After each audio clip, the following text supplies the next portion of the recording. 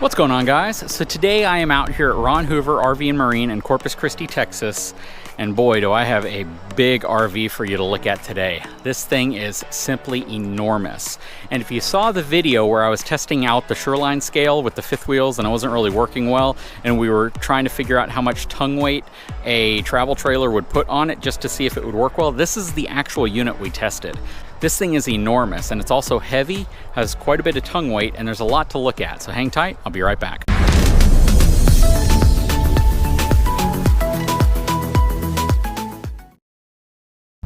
Okay, before we get started, let's take a look at the numbers on this Jayco travel trailer. So this is going to have a gross vehicle weight rating of 12,825 pounds. It's going to have a cargo capacity of 1,164 pounds. Relatively light cargo capacity, which means even in a dry configuration, you're talking about a trailer that's over 11,000 pounds. So this is definitely something I would tow behind really a 1-ton single rear wheel or dually pickup truck.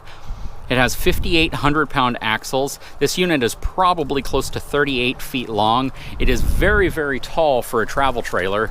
I mean, you can just kind of compare it right here to this unit. It is significantly higher. To give you kind of a point of reference, the top of the slides here are taller than this travel trailer's roof. So this thing is absolutely enormous. And coming back, this rides on E-rated tires. This is kind of the type of travel trailer that I would probably upgrade to a G-rated tire, maybe a 16-inch wheel, and do some suspension modifications. You know, once we take a look at the suspension on here, we'll see what it looks like and see if that's actually needed. But yeah, this is definitely a beast. Definitely something I wouldn't even consider towing behind a 1/2 ton, and there are even a lot of 3/4 ton trucks that really can't handle the weight of this well. In a dry configuration, this is going to have about 1,400 to 1,500 pounds worth of tongue weight.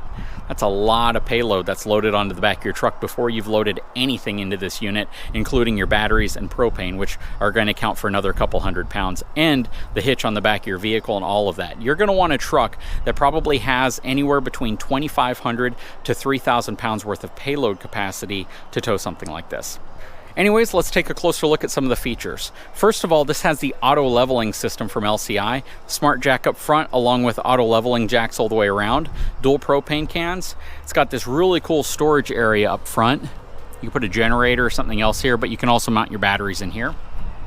Has a beautiful front cap to it. That fiberglass front cap looks absolutely stunning, and if you're looking at a high-end travel trailer, it definitely gives you that look from the outside. It already has the Furrion side view camera wiring in place, so you basically can add your Furrion side view camera, so you can kind of have that side and rear view. Very heavy baggage doors, not the thickest, but they are very heavy, and they have some nice slam latches on them as well. You have a very fifth wheel style wet bay right here, which is also very nice and very nicely trimmed off. Shower port, you can change between your hot water heater bypass right here, your wet panels right here, and you have your pass-through right here, plus all your holding tank levers. You have an access panel here to service something on the other side, motion detection lighting, huge pass-through storage, very tall because you don't have a frame coming up into it, plus aluminum bath deck with radiant barrier up here. Again, nice slam latches. Looking underneath, you have a 12-inch I-beam frame, and here's part of your ground control leveling system. Rack and pinion slide back here. Right here is going to be storage into the bedroom underneath the bed. Very nice. That's just part of the storage. There's actually more storage under the bed once we get inside.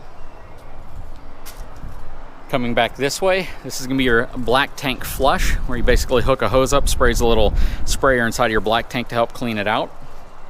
This slide back here is a cable-driven slide, but it's a relatively small slide, so that's a good thing. Right here, another heavy baggage door. This is really cool because you have your ability to service the back of your residential refrigerator very easily. Coming back this way, this is going to be the outside of your furnace, 50 amp connection here. Let's take a look at your suspension setup. So this is going to have Goodyear Endurance tires, which is standard pretty much on all Jayco units, E-rated tires. You also have the Moride Cree 3000 suspension equalizer already installed on this unit, so that's a nice upgrade. You probably don't have to do much in terms of the equalizer, but again, I kind of would recommend going to a slightly higher load rated tire, maybe an F, at least if you're looking at the Goodyear Endurance, or even a G if you can find one that'll fit it. Another rack and pinion slide back here. And then back here is going to be interesting. So you have another storage area, which means there's likely going to be 2 bedrooms in this unit. Coming around this way, you have your sewer connections down here. On the back, you can see all LED lighting. Nice LED light up there, plus it is wired for a Furrion wireless backup camera, and you do have a full walk-on roof with ladder already installed, plus a 2x2-inch receiver back here. This is not rated for towing, so you don't want to use it for that. You want to use it for like a cargo holder, stuff like that. This is going to be the outside of your water heater, and this is going to be a small outside kitchen area. This is on a much thicker baggage door, which is nice. Might have been even nicer if they used slam latches here. You have a compact refrigerator, plus you have a nice little cooktop that you can pull out right here, plus some power. Very cool. Coming around here, you have 2 big awnings. You have an awning back here that's going to cover up this area, especially if you're outside cooking. Then you have a longer awning up there. This unit does not have frameless windows, which actually kind of surprises me. Now, again, I'm not too worried about frameless versus framed in terms of function, because a lot of people consider these to be better for cross ventilation. However, typically on these higher end units, you see frameless windows. And then on this side of the storage, you have your power disconnect. They give you a little tire pressure gauge right here. You have your inverter up here. Again, a lot of storage, especially considering there's no drop frame on this unit. And then you have a cable power connection out here if you want to set a TV or something. It would have been nice if they maybe put a bracket over here so you could mount a TV on it.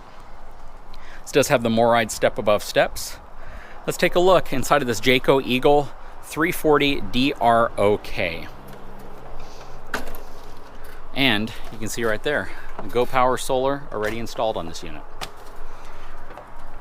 I like the fact that they put a nice friction hinge right here, which is also really nice. So basically the wind's not going to blow this door around very much.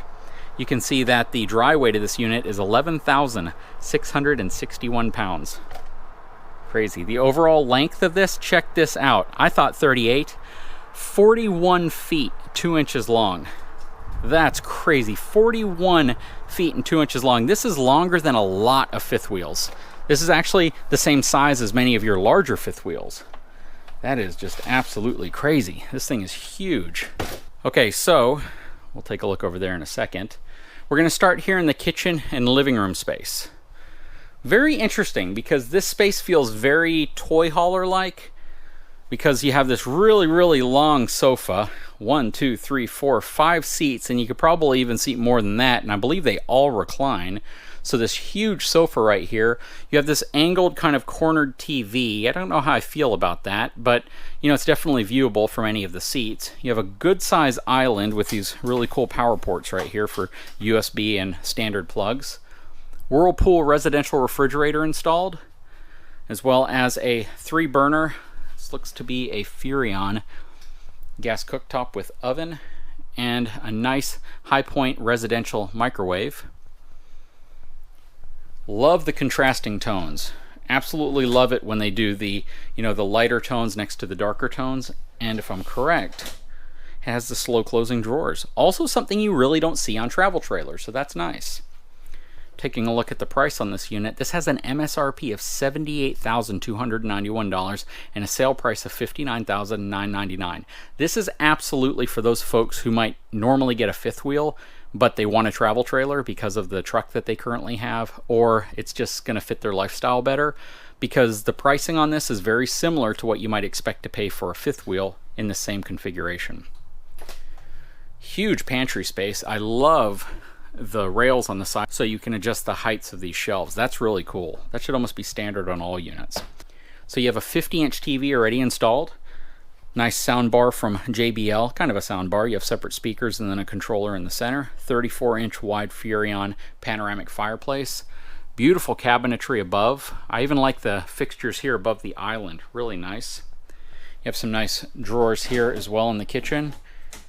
slow closing drawers, and just a tremendous amount of space underneath the kitchen island, which is really nice. Plus another cabinet down here.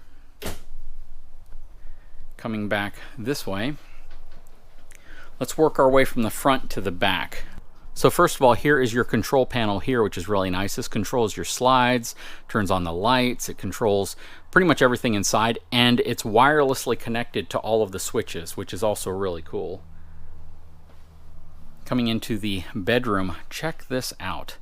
So let me lower the bed. Before we do that, you can kind of see the space underneath it that I was talking about. On the other side of that little piece of wood there is that outside storage compartment. But this is the inner portion of it, trimmed off very nice on nice strut arms. Okay, I've lowered the bed down. This is looks to be a queen size bed. Very tall slide heights. I mean, the ceiling in here feels like you're in a fifth wheel. That's how tall it is. It's probably 7.5, almost 8 feet tall in terms of the overall heights. So this is a very tall travel trailer, and this is definitely going to be better for taller folks who are looking for that extra height they might need.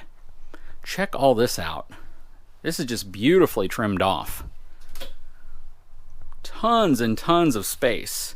So this goes back about 3 feet roughly. Plus you have shelves in the back.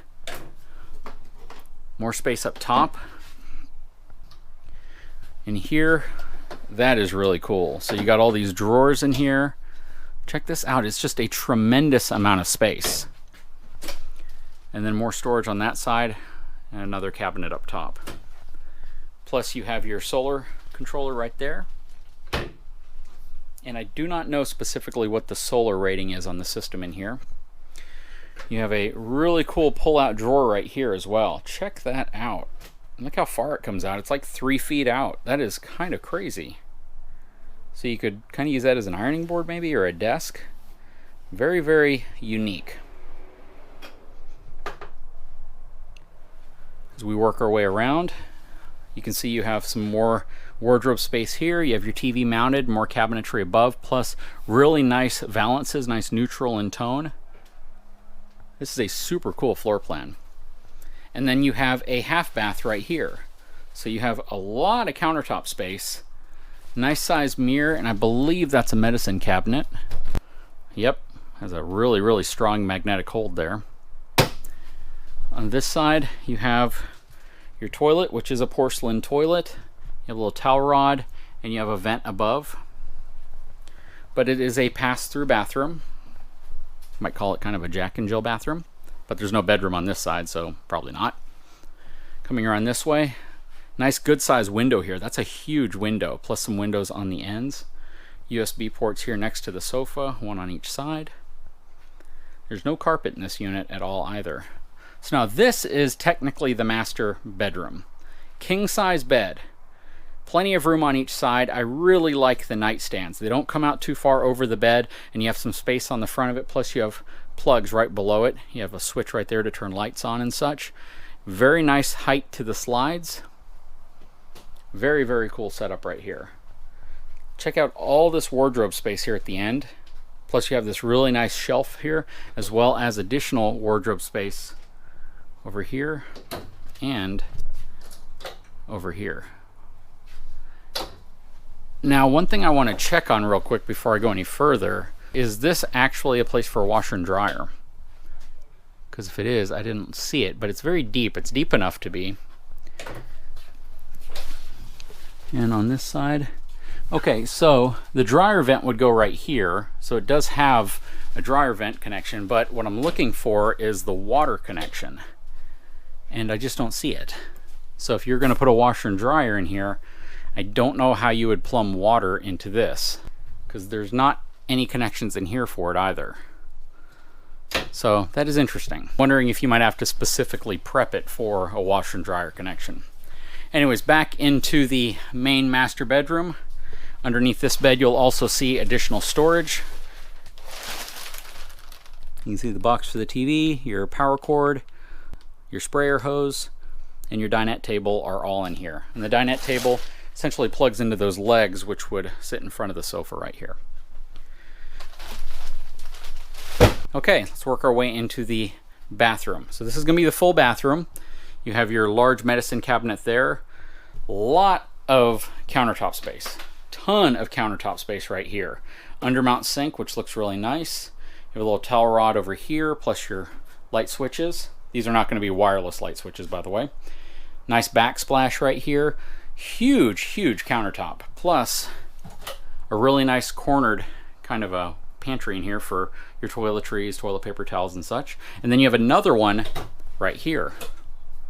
So not only do you have a large medicine cabinet, you have another cabinet here, and then you have more cabinets right here. Plenty of space around this toilet. This is a good sized bathroom area. Again, a porcelain foot flush toilet.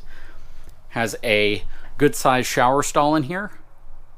Plenty of height. So even if you were inside of the shower, you probably still have 7 feet of space. So this unit's going to be really ideal for taller folks who are looking for that extra headroom they might need.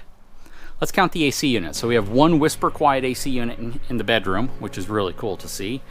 You have a second one right here, and that's it. So it's got 2 AC units.